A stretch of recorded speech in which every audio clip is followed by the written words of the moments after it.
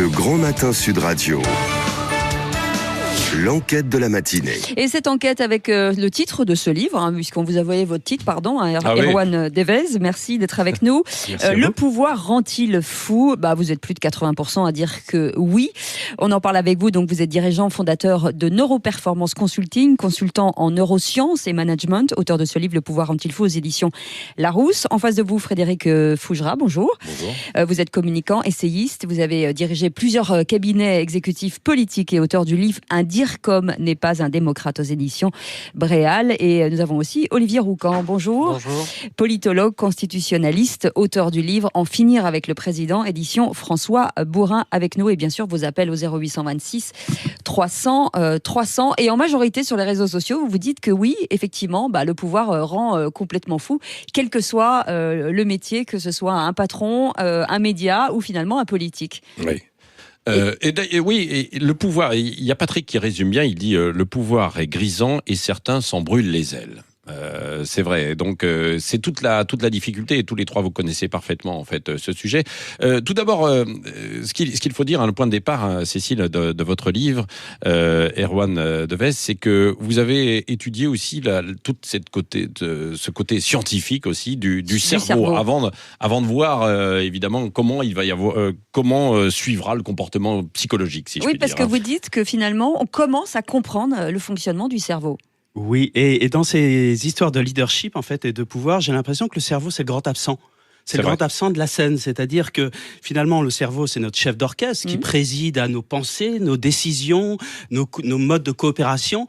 Et puis finalement on se rend compte que, et moi j'y suis jour après jour, on se rend compte qu'en fait nos dirigeants ont une très faible connaissance de leur cerveau, donc des risques associés. Et vous savez, quand vous faites face à une maladie, bien, le meilleur moyen de se protéger de la maladie, c'est d'en connaître les risques et les syndromes. Donc il est urgent de refaire équipe avec son cerveau et d'aller vers la compréhension, d'aller vers la connaissance de ce qui se passe concrètement dans le cerveau d'un dirigeant. Alors, avant de voir s'il rend fou avec vous et puis nos invités et également les auditeurs qui peuvent réagir au 0826 300 300, il y a toujours cette question. Les gens de pouvoir, les chefs, est-ce que c'est inné, on est chef ou pas, ou est-ce que c'est acquis ? Et là, vous apportez toutes ces précisions. Alors c'est toujours la grande question, toujours d'ailleurs avec le cerveau, la part de l'inné et la part de l'acquis. Alors effectivement, il semblerait qu'il y ait quelques prédispositions au pouvoir, une appétence au pouvoir. C'est quoi, un gène commun ? Alors oui, mais il faut être extrêmement prudent par rapport à cela. Il y a eu effectivement des gènes qui ont été identifiés, le RS4950, etc. Ceci étant, il faut jamais oublier que le cerveau, c'est un outil dynamique qui interagit. Si vous voulez, vous avez la génétique, vous avez l'environnement sur lequel vous avez plus ou moins la main, c'est l'environnement socioculturel, religieux, etc. Et puis vous avez votre comportement. Eh bien, un cerveau, c'est en fait un dialogue permanent entre ces trois composantes, génétique, environnement et comportement. Et pourtant, personnel. chez des gamins, on voit tout de suite ceux qui ont des prédispositions à diriger, quoi. Dans la cour d'école, ça commence, non ? Oui, absolument. Il y a effectivement des prédispositions. Il y a aussi des facteurs neuro-hormonaux qui sont tout à fait évidents. On pourrait parler de la testostérone et puis de son antagoniste, l'ocytocine. Donc la testostérone qui va pousser évidemment à des comportements de domination et l'ocytocine qui va davantage pousser à des comportements de coopération. Et petite chose intéressante, c'est vrai déjà dans le prénatal, c'est que une petite fille qui va arriver au monde est 3 fois moins chargée en testostérone et beaucoup plus chargée en ocytocine. C'est la raison pour laquelle, par exemple... l'ocytocine, définissez... Alors c'est l'hormone de l'attachement, de la relation à l'autre, de l'amour. En clair, on est plus cool que vous, Patrick Roger. Non, mais c'est-à-dire que oui, ce qu'on dit dans votre livre, c'est que a priori des prédispositions pour être meilleur manager que les hommes avec l'ocytocine, non ? Alors oui, et tout dépend du modèle dominant. Si nous sommes dans un modèle dominant très coercitif, aux ordres, testostéroné, les comportements ocytociniens n'auront pas beaucoup de marge de manœuvre. Si en revanche, nous allons, comme c'est le cas aujourd'hui, vers un mode de leadership beaucoup plus horizontal, beaucoup plus coopératif, là, effectivement, ça va devenir un atout. Donc, la différence fondamentale avec le monde d'hier, c'est que les femmes vont pouvoir enfin réussir sur leurs qualités propres et non pas singer les hommes dans ce que nous avons parfois de plus, peut-être un peu primaire. Oui, parce que je rappelle quand même, et vous le dites dans votre livre, que 120 des plus grandes entreprises en France, sur les 120, il y a quand même que 119... Enfin, il y a 119 hommes, et donc le restant sont des femmes. Oui, la répartition est catastrophique. Je veux dire, il faut arrêter de faire... Parlons vrai. Ouais. Donc la répartition, la parité homme-femme au sein des grandes entreprises françaises est catastrophique. On est sur des rapports... Pas qu'en France. Pas qu'en France. Ouais. Pas qu'en France. Ouais. Je ne sais pas si c'est rassurant. Ouais, non, mais ce que je veux dire, c'est pas un mal franco-français, quoi. Non. Absolument. Au contraire, au niveau politique et au niveau de la politique locale, évidemment, la loi est passée par là et a introduit une parité. Que je sache, les mairies ne se sont pas effondrées depuis l'introduction de ces lois. 2 mots avant de faire une pause, et puis Frédéric Fougera et Olivier Roucan, est-ce que vous voyez, vous, des traits communs, justement, à ces gens qui ont le pouvoir ? Alors, des traits communs, oui, probablement. Je voudrais juste revenir sur le fait que vous avez indiqué que dans une cour d'école, on identifiait très vite des leaders. Ouais. Et c'est vrai qu'on identifie très vite des leaders, c'est assez facile. Mais le leader n'est pas forcément le chef. On peut être parfaitement un leader et être un coéquipier du chef. Donc, même après, il y a beaucoup de choses qui font que le leader, on va probablement retrouver davantage de leaders dans les chefs, mais leader n'égale pas systématiquement chef. C'est vrai. C'est une chose à Enfin, laquelle... bon, il a quand même un certain pouvoir, quoi. Si il a assurément un pouvoir de fédérer, d'intéresser, d'amener la lumière vers lui ou d'amener les autres vers lui. Et c'est peut-être un des points communs pour répondre à votre question qu'on peut déterminer. Olivier Roucan, et vous, en politique, puisque vous observez aussi beaucoup ce monde politique. Je dirais qu'il y a des prédispositions qui ont été évoquées, mais la sociologie, la construction sociale d'un individu le fait passer à des dispositions. Donc il y a des prédispositions contrariées. Il y a des enfants repérés dans la cour de l'école et on dit ça va être des chefs, et puis ensuite ça se casse parce qu'il y a des relations sociales qui font que. Et à l'inverse, il y a des personnes qu'on repère pas ou qu'on repère très tard et qui vont avoir, parce qu'ils construisent leur leadership, ils le construisent en conscience. Ouais. Et on peut apprendre. Ouais. J'enseigne un peu le management et il y a des personnes qui... le charisme de Max Weber, lui, le définissait comme un don naturel. Mais enfin, on voyait bien dans sa sociologie qu'il indiquait que c'était une construction et qu'en conscience, il y a des stratégies, et c'est pas un communicant qu'on va l'apprendre, qu'il y a des stratégies tout à fait conscientes qui permettent à un charisme d'être construit. Ouais. Et puis après, toute la question, c'est savoir si une fois qu'on a ce charisme et ce pouvoir, s'il rend fou ou pas, ou si on reste la tête froide, en quelque sorte. Ce qu'on appelle la conquête du pouvoir et ensuite l'exercice du pouvoir. Dans un instant, avec vous, vos appels également. Le pouvoir rend-il fou ? Vous pouvez donc réagir aussi sur les réseaux sociaux. Vous êtes très nombreux. Restez avec nous, 0826 300 300. On attend vos appels. Il est 9h29. Le Grand Matin Sud Radio. L'enquête de la matinée. 9h32, on en apprend des choses sur notre cerveau ce matin, tout ça pour ceux qui en ont un. Erwan Devez est avec nous, dirigeant fondateur de Neuroperformance Consulting. Et pour ce livre, Le pouvoir rend-il fou, aux éditions Larousse. Et puis Olivier Roucan qui est avec nous, politologue, et puis auteur de ce livre aussi. On finira avec le président des éditions François Bourin. Et puis il y a Frédéric Fougera qui est un communicant aussi, qui a sorti un livre qui s'appelle Un DIRCOM n'est pas un démocrate, aux éditions Bréal, et vos appels 0826 300 300. Et vous vouliez rebondir, Patrick, sur le cerveau et parce que une question. Parce que c'est vrai que bien souvent, vous nous l'avez dit tout à l'heure, vous avez commencé à travailler sur l'aspect scientifique avec les neurosciences. C'est pas qu'un livre politique sur le pouvoir rend fou, etc. Je les ai rencontrés les uns après les autres. Il y a d'ailleurs eu plusieurs livres sur le sujet depuis des années. Et la connaissance sur le cerveau aujourd'hui, on en est où de cet état de la connaissance ? Souvent on dit on connaît que 10% de nos capacités du cerveau. Alors, la connaissance, elle reste encore, évidemment, on est au tout début, mais on est dans une période extraordinaire, en fait. C'est l'âge d'or de la recherche fondamentale, grâce au progrès en imagerie cérébrale, en neurobiologie, etc. Donc, c'est assez extraordinaire ce que l'on découvre aujourd'hui. Il va y avoir une accélération de la connaissance avec l'intelligence artificielle, avec un certain nombre de données. Mais tout l'enjeu, et il est énorme cet enjeu, tout l'enjeu, c'est que cette connaissance fondamentale doit irriguer la société, et en particulier dans 2 lieux, l'entreprise et l'école. On ne peut plus apprendre comme on apprenait il y a 20 ans, on ne peut plus enseigner de la même façon, diriger, etc., etc. Donc il faut, non pas en arrivant en disant, voilà, les neurosciences débarquent et on va vous dire le monde, ce serait totalement idiot et irréel, mais il faut se dire, ok, nous avons de la connaissance, nous savons par exemple comment mieux apprendre, comment mieux coopérer ensemble, eh bien utilisons cette connaissance. Oui, mais alors ça, tout le monde ne l'a pas, cette connaissance. Absolument, c'est bien notre drame d'ailleurs, le drame de notre pays. Il faudrait des cours de cerveau dès la maternelle jusqu'aux EHPAD. Notre société se porterait pour mieux utiliser nos capacités, quoi. Oui, pour mieux utiliser nos capacités, pour les développer, et puis surtout et surtout aujourd'hui, pour sortir des jugements et des oppositions stériles qui nous empoisonnent la vie et qui, au passage, flinguent nos cerveaux. Il faut quand même savoir que quand nous vivons dans un contexte anxiogène, 24-24, 365 jours par an, nous abîmons notre cerveau, nous provoquons des altérations au niveau neuronal. Ouais, et puis vous donnez des conseils, on en parlera tout à l'heure. En tout cas, est-ce que, pour l'avoir observé, il y a des auditeurs qui nous appellent, mais Frédéric Fougera, et la question est assez directe, le pouvoir rend-il fou ? Est-ce que vous avez côtoyé beaucoup de dirigeants ? Est-ce que vous avez l'impression que, boum, dès qu'ils ont le pouvoir, il y a une forme de déconnexion et ça bascule ?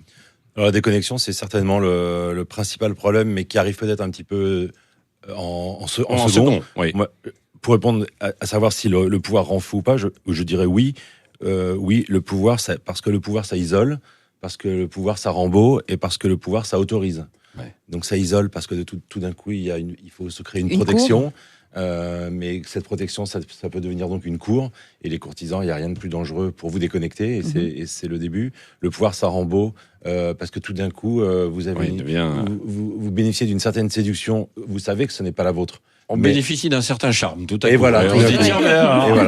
Et et ça ne peut que vous perturber. Et ça ne peut que modifier votre façon d'être et de vous comporter. Et puis le pouvoir aussi, ça autorise. C'est que tout d'un coup, c'est Coluche qui disait des gens autorisés dans des milieux autorisés. C'est que tout d'un coup, on s'autorise des choses, de faire des choses, de dire des choses, d'avoir des comportements qu'on n'aurait peut-être pas, ou qu'on n'a pas dans une situation plus normale. Oui. Et ça nous ramène directement à la politique, Olivier Roucan, et c'est ce qu'on reproche beaucoup aujourd'hui à Emmanuel Macron. De s'isoler, et puis... Oui, mais on a toujours parlé à propos de l'Élysée, justement, de l'enfermement sur les présidents. Ce qui rend fou, en effet, c'est à partir du moment où la femme ou l'homme politique pense que...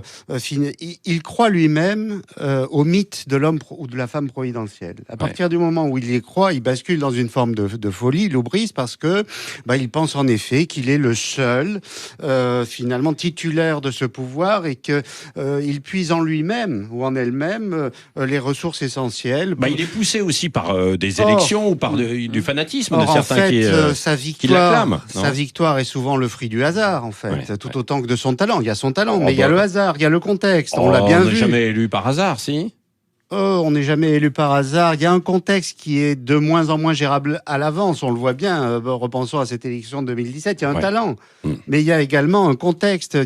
Et plus vous avez du désordre, d'ailleurs, plus ce contexte est peu maîtrisable par les humains.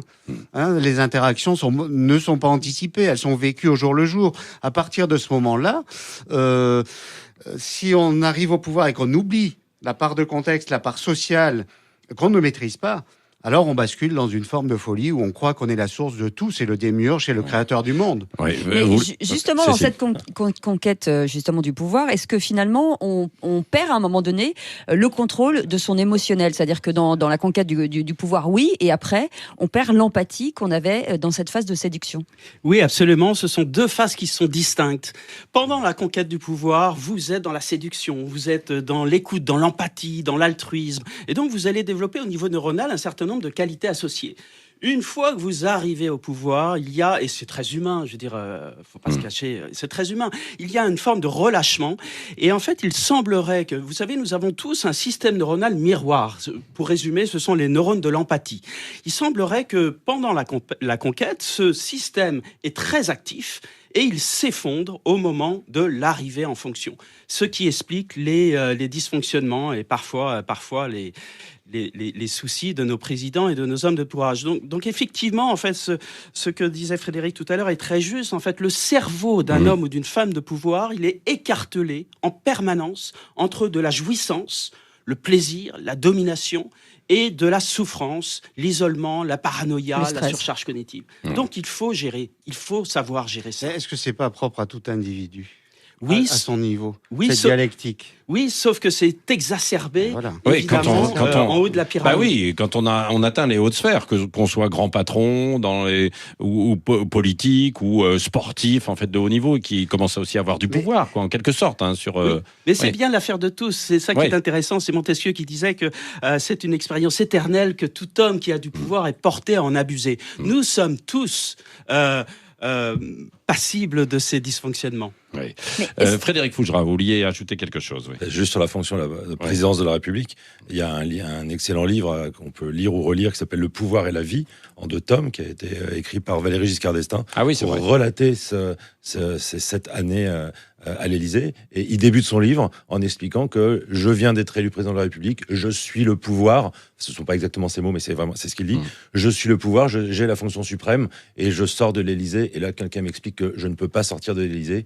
Et c'est le début de la déconnexion. C'est le début de la déconnexion. C'est qu'il accède à la fonction suprême et il n'est même pas libre de circuler comme il l'entend. Oui. Cécile, 0826 300 300. Hein. Oui, et nous avons René qui nous appelle de Toulouse. Bonjour René, bienvenue sur Sud Radio. Oui.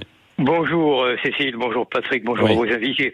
Écoutez, je ne vais pas vous parler du président de la République, je voudrais évoquer l'aspect dans les entreprises et dans les sports collectifs. Oui. Bien souvent, on confond des individus qui ont la capacité à prendre rapidement les bonnes décisions et qui entraînent leur entourage avec le pouvoir permanent qui va du petit chef au grand président de multinationale, voire président de la République. C'est cela que je voulais mettre en avant dans votre excellente émission, mon cher Patrick. Bon, écoutez, merci. Non mais c'est vrai, on a tendance à faire un peu cette confusion en quelque sorte, hein, Erwan. Oui, c'est la différence entre l'autorité et l'autoritarisme. Tout simplement, il faut jamais oublier une chose, c'est que l'autorité, c'est celle qui fait grandir l'autre. C'est Michel Serres qui disait cela, il a bien raison. Quand nous sommes dans des relations de coercition, de pouvoir, de domination, mais c'est inutile d'attendre de l'autre qu'il s'épanouisse et qu'il soit très performant. Il aura juste finalement une attitude très réactionnelle, donc il sera en réaction, il fera le minimum vital pour ne pas s'en prendre une le lendemain matin, mais c'est pas comme ça qu'on grandit les gens, et surtout, ce qui est très important, c'est pas comme ça qu'on arrive à un niveau de performance important. Donc il faut enfin, dans notre pays, réconcilier ces notions d'épanouissement, d'accomplissement personnel et de performance. Oui, parce que on avait l'habitude, mais on a changé un peu d'époque. Les patrons d'il y a quelques années, ils traçaient leur route sans se préoccuper de ce qui se passait autour d'eux, quoi, en quelque sorte. Hein. Aujourd'hui, il y a un environnement qui a complètement changé, quoi, parce que il y a heureusement d'ailleurs le harcèlement, etc. Tout est en train de basculer, quoi. On ne peut plus faire comme on le faisait auparavant, pour certains, quoi. Alors oui, on vit une période passionnante aujourd'hui parce que on a tout et son contraire. On a encore des leaderships dans le mode d'hier, très coercitifs, aux ordres, etc. Mais dans un certain nombre de secteurs d'activité, notamment dans les secteurs les plus concurrentiels, en fait, on est obligé de renverser la table. On est obligé de changer totalement le mode de leadership et de management pour une raison simple, c'est que les meilleurs recrues ne veulent pas venir dans des systèmes où c'est aux ordres et où il n'y a pas d'autonomie, etc.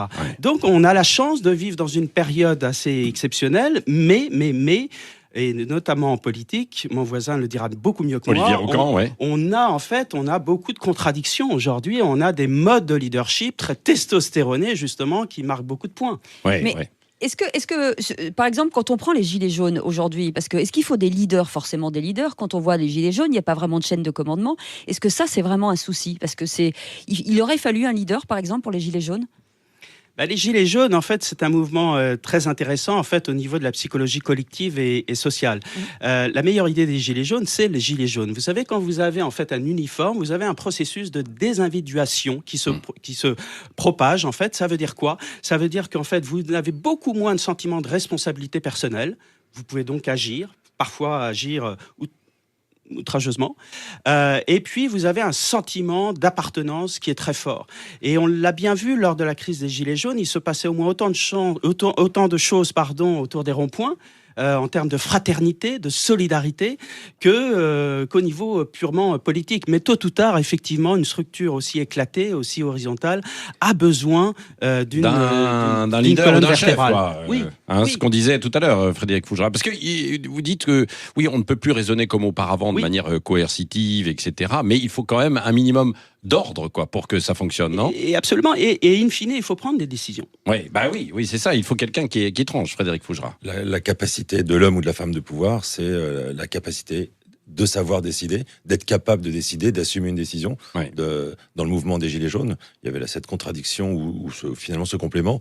d'avoir énormément de revendications, donc d'avoir quelque part une légitimité sans jugement de valeur, la légitimité de vouloir exprimer beaucoup de choses, mais finalement de ne pas savoir les hiérarchiser et de ne pas savoir les prioriser, et en parallèle de ne pas être incarné, de ne pas avoir un porte-voix, donc un décideur qui saurait prendre la tête du mouvement, et donc aussi être un interlocuteur vis-à-vis des personnes auxquelles on s'adresse. Oui, jusqu'où la folie avec le pouvoir? On en parle jusqu'à 10h sur Sud Radio, évidemment, avec vos appels dans un instant. Vous pouvez continuer de réagir. On va regarder les réseaux sociaux. Il a faim, je crois qu'il a faim. Je commence à avoir faim, voilà. Un lapsus. C'est très masculin, ça. Heureusement que c'est resto. C'est masculin, ça. Oui, c'est ça. De vouloir manger. Oui, c'est d'être binaire. Ah oui.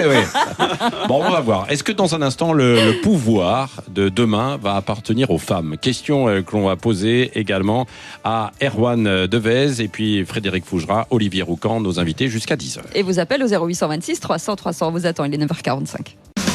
Le Grand Matin Sud Radio. L'enquête de la matinée. Il est 9h47, merci d'être avec nous, avec nos invités. Ce matin, Erwan Devez pour ce livre, Le pouvoir rend-il fou, puisque c'est notre question du jour. Vous êtes en majorité à dire oui, et on comprend bien avec Frédéric Fougera et Olivier Roucan, qui sont des communicants, des politologues, qui ont l'habitude effectivement de fréquenter et des politiques et des leaders. J'ai juste, moi, une question pour vous, messieurs. Est-ce qu'on peut mettre finalement les leaders tous au même niveau? C'est-à-dire que, est-ce que les leaders, les chefs d'entreprise et les politiques, c'est le même genre de leader? Dans l'exercice du pouvoir, sur le plan d'un certain nombre de réflexes, et notamment la volonté d'incarner le décideur, parce qu'on pourrait parler de ce modèle décisionniste aussi. On dit tout à l'heure, un chef, c'est quelqu'un qui prend des décisions, attention, pas forcément, et pas dans toutes les civilisations, mais peu importe. Mais ensuite, il y a la spécificité du secteur. Un politique, il y a quelque chose de fondamental, c'est que lui, il est habitué à rendre des comptes, parce qu'il y a la légitimité derrière son pouvoir. Un chef d'entreprise, c'est beaucoup moins son problème. Et puis il y a la notoriété aussi. C'est en train de le devenir. Alors la notoriété, je veux dire par là que rendez compte, le politique est visible. D'ailleurs, lorsqu'on parle du pouvoir dans nos sociétés, ça porte toujours sur le politique. On veut en savoir toujours un peu plus sur ce type de leader politique. Et on laisse tranquille, énormément. Tranquille, les grands chefs d'entreprise. On sait très peu de choses, finalement, sur les grands patrons de multinationales. Donc, c'est cette visibilité que les politiques savent employer, parfois difficilement, alors que le pouvoir économique reste beaucoup plus dans l'ombre. Et il y a un bon exemple, puisque Emmanuel Macron avait dit qu'il allait rendre sa retraite, qu'il n'allait pas prendre sa retraite. Et le patron de Danone a dit, et on en a beaucoup parlé, et le patron de Danone, Emmanuel Faber, a dit qu'il allait aussi laisser sa retraite chapeau, 25 millions d'euros, et personne n'en a parlé. Alors, il ne l'a pas seulement dit, il l'a fait. Oui, il l'a en fait. Avril de 2019, donc il a renoncé effectivement à sa retraite chapeau en disant, je vais essayer de le citer, que ses rémunérations étaient excessives d'un autre monde et d'un autre capitalisme. Et personne n'en a parlé. Et voilà, personne n'en a parlé, alors que c'est un point crucial. Si nous voulons travailler sur la cohésion de notre pays, il faut aussi, de temps en temps, revenir sur des gestes qui paraissent intéressants. Le geste d'Emmanuel Faber est un geste vraiment rare, intéressant. Peut-être pourra-t-il faire des émules, parce qu'effectivement, avoir des retraites chapeau de 25 millions à 30 millions d'euros, on peut se dire que dans le monde d'aujourd'hui, vous avez parlé tout à l'heure de l'appauvrissement des classes moyennes. Que peuvent penser les classes moyennes de retraite chapeau de 25 millions? Ce n'est plus acceptable. Oui, il y a Véronique qui dit c'est la soif du pouvoir qui est déjà une pathologie. Elle dit parce qu'après il peut y avoir abus quand on a le pouvoir, et puis c'est l'abus qui rend un peu fou. Mais est-ce que la soif justement d'accession comme ça, d'accéder au pouvoir, est une pathologie? Alors, pas forcément. Il faut aussi remettre les choses un peu dans leur contexte. On peut vouloir le pouvoir pour le bien commun, pour œuvrer, pour travailler à son entreprise, à son pays, etc. Le problème, il est vraiment dans l'exercice, et surtout, il est dans l'absence de contre-pouvoir. Ouais. C'est ça le problème. C'est la concentration. C'est ce que dit Sam. C'est la concentration des pouvoirs qui est dangereuse. Oui, et surtout, il n'y a plus de contre-pouvoir efficient. C'est-à-dire que plus personne ne va vous dire la vérité, puisque c'est le royaume des courtisans. Oui. Première chose. Après, les fastes, l'apparat, et surtout en France, enfin, je veux dire, c'est complètement dément. Les attributs du pouvoir en France sont démentiels. Donc déjà, le cerveau a toutes les chances de disjoncter. Mais si en plus, vous rajoutez avec un faste et des apparats absolument d'un autre âge, eh bien, il ne faut pas s'étonner du résultat. Vous évoquez aussi forcément les pétages de plomb, parce que ça, c'est aussi important. Celui de Nicolas Sarkozy, Casse-toi pauvre con, celui de Jean-Luc Mélenchon. Est-ce que finalement, finalement, on ne vit pas dans une société tout spectacle où il faut tout montrer et cette instantanéité fait qu'à un moment donné, on peut perdre son sang-froid en étant un leader. On va perdre son sang-froid, voire même perdre son cerveau. On disait tout à l'heure, il y a un besoin d'exposition et c'est peut-être ce qui différencie le monde public du monde privé. C'est vrai que le chef d'entreprise, lui, il n'a pas nécessairement besoin de s'exposer, il n'a pas besoin nécessairement d'incarner son entreprise ou sa marque, même si ça peut être très utile. À l'inverse, le politique, lui, il doit en permanence, il pense en tout cas, devoir en permanence s'exposer, se montrer, et il pense que c'est sa seule visibilité, et donc versus sa notoriété, qui compte. Et évidemment, ça amène à plein de dérives ou à plein de débilités, parce qu'on va tout faire pour exister, tout faire pour faire du bruit médiatique, alors que ce que l'électeur attend, mais il faut savoir le doser, c'est de l'action. Et en fait, on est en permanence dans la réaction. Je réagis, je m'indigne, c'est beaucoup plus facile. Ça nécessite aucun courage ni aucune réflexion, plutôt que d'agir. Alors que quand on agit, bien sûr, il faut ensuite aussi savoir le promouvoir. Nos promos, nos échos, on dit en communication. Voilà, il suffit pas de bien faire son boulot pour qu'ensuite pouvoir être apprécié. Il faut aussi le faire savoir. Oui, Olivier Roucan. Non, juste une petite remarque pour prolonger le raisonnement, c'est que tout à l'heure on faisait la différence entre la conquête et l'exercice du pouvoir. Et il me semble que vous avez parlé d'instantanéité dans cette communication audiovisuelle de masse, et ça a déstructuré les temporalités. C'est-à-dire qu'aujourd'hui, on est en permanence en même temps la conquête et l'exercice du pouvoir. On ne distingue plus les deux. Je veux dire, et c'est pour ça que le fou est au pouvoir. Les figures de Trump, de Johnson, qui en plus incarnent sur le plan visuel. Mais ils sont pas si fous que ça, en fait. Quoi. Non, mais c'est d'où d'ailleurs la nécessité de définir le terme. C'est-à-dire hors norme. Oui, c'est ça. Qu'est-ce que vous entendez c'est intéressant. Erwan Devez, qu'est-ce que vous entendez par fou? Le pouvoir rend-il fou? Alors, il y a plusieurs études qui ont montré que 10 à 20% des leaders étaient effectivement présentaient des caractères un petit peu altérés au niveau cérébral. On va le dire comme ça. En fait, qu'est-ce qu'on entend par là? C'est un exercice outrancier de la domination. Voilà. Donc, je domine par tous les moyens, par la perversion, par la force, etc. Mais vous avez tout à fait raison de dire, et c'est le cas de Donald Trump, par exemple, et de bien d'autres, que cette folie apparente, parfois, elle est très stratégique, elle est très construite. L'outrance fait gagner des voix. La détestation utile, par exemple, ça, c'est un concept qui est très, très important. Vous vous faites détester des élites. Et de sorte que le peuple, à travers vous, va se sentir détesté, méprisé. Et donc, vous gagnez les voix de ces gens-là. La détestation utile est un concept qui a été théorisé par un certain nombre de politiciens et qui est dans un contexte de forte illégitimité du pouvoir qui est très payante au niveau électoral. Oui, est-ce qu'il n'était pas évident et gagné d'avance, Frédéric Fougera, parce que quand on veut accéder au pouvoir, on veut plaire aussi. Donc dans la conquête, on veut plaire quasiment à tout le monde, quoi, non? Quand on veut accéder au pouvoir politique, c'est ce qui a été dit à plusieurs reprises. Même dans les entreprises, en même temps, non? Dans l'entreprise, c'est différent. Enfin, oui, on veut toujours plaire parce qu'on veut plaire à des actionnaires. On veut plaire à un dirigeant. Donc il y a toujours ce sentiment de séduction. Mais dans l'entreprise, il va vraiment, je pense, au moins du fait de mon expérience, et ça va être directement très lié à des capacités, à une expérience, à des résultats avérés, à une compétence à une vraie valeur qu'on va apporter à l'entreprise. Oui. Dans la vie politique, ça va être plutôt sur l'image. Est-ce que je suis bankable dans les médias? Est-ce que mon image est positive ou négative? Est-ce que je suis clivant pour rebondir sur ce qu'on vient de dire et donc opposer un camp à un autre? Donc c'est pas exactement le même type de séduction. Avec une distinction aussi selon qu'on soit homme ou femme, Erwan Devez. Ça, vous insistez beaucoup dans votre livre, quoi, aussi. Oui, parce que je crois que c'est peut-être une des solutions, pas la solution. Mais c'est probablement une des solutions. Arriver à une meilleure parité provoquera une modification des comportements, et notamment des comportements les plus dopaminergiques. Donc c'est vraiment le circuit de la récompense et du plaisir. Ces circuits très ancrés, très primaires dans le cerveau, qui nous ont sauvé la vie lors de l'évolution, mais qui nous mènent un peu la vie dure et qui nous rend esclaves de nous-mêmes aujourd'hui. Alors, vous en parlez dans votre livre, Erwan Devez, et je vais me tourner vers vous, Olivier Roucan, de l'hypersexualité. Est-ce que ça fait finalement partie de la palette de ces leaders ? Alors peut-être que Erwan répondra plus facilement, mais est-ce qu'on parle souvent effectivement des couples illégitimes et de cette hypersexualité qui arrive avec le pouvoir ? Disons qu'il y a une dimension traditionnelle du pouvoir, je veux dire au sens domination et société traditionnelle. Et il est vrai que dans ce modèle de société, le leader est aussi leader parce qu'il est en mesure de, de séduire et de faire preuve d'une grande générosité sexuelle, je dirais. Et cette dimension ne disparaît pas. C'est-à-dire que de ce point de vue, nous n'avons jamais été modernes.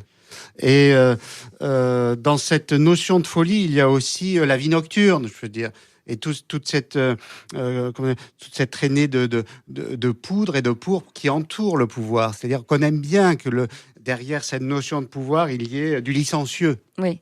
Mais c'est parce qu'on vous séduit aussi que vous avez envie de séduire. C'est parce que j'imagine que forcément, si vous avez cette hypersexualité, c'est que vous parliez tout à l'heure, vous, de courtisans, c'est qu'il y a énormément de courtisans. Alors, derrière, il y a aussi la logique du don et de contre-don, c'est-à-dire la logique d'échange au sens large. C'est-à-dire que le pouvoir, c'est celui qui va redistribuer un certain nombre de ressources. Et c'est là où on mélange les genres. On mélange les genres. Donc, c'est toute la dimension très, très traditionnelle qui ne disparaît pas. Et alors, bon, nous en savons plus et nous en saurons toujours plus sur notre cerveau, mais il y a aussi des logiques, j'allais dire, sociales, institutionnelles, qui sont très difficiles à faire bouger, même si les connaissances évoluent. On peut aussi avoir une modestie par rapport à ça. Merci à tous d'avoir participé. Et puis à la fin, il y a dans votre livre, le pouvoir rend-il fou. Il y a quelques recettes. Des bonnes pratiques. Pas forcément pour devenir fou quand on accède au pouvoir, mais pour le bien de son cerveau. Ah oui. En même temps, exactement. Beaucoup d'exercices. De tout cela. Ce qui est quand même beaucoup de bienveillance dans ce livre. Merci. Erwan Devez, donc votre livre qui sort aux éditions Larousse, et Frédéric Fougera avec Un dire comme n'est pas un démocrate également. Et puis Olivier Roucan, En finir avec le président. Dans un instant, Valérie Expert sera avec nous et puis tout au long de cette matinée. Après il y aura André Berkoff, après il y aura Jacques Persis, après il y aura Trina Magdine et aussi Christophe Bordet, évidemment, les vraies Brigitte voix. Lahaye. Oui, absolument, cet après-midi jusqu'à ce soir les programmes de Sud Radio, et nous on vous retrouve avec grand plaisir et bonheur demain matin. Cécile. Oui, j'adore quand vous dites ça. Allez, bisous.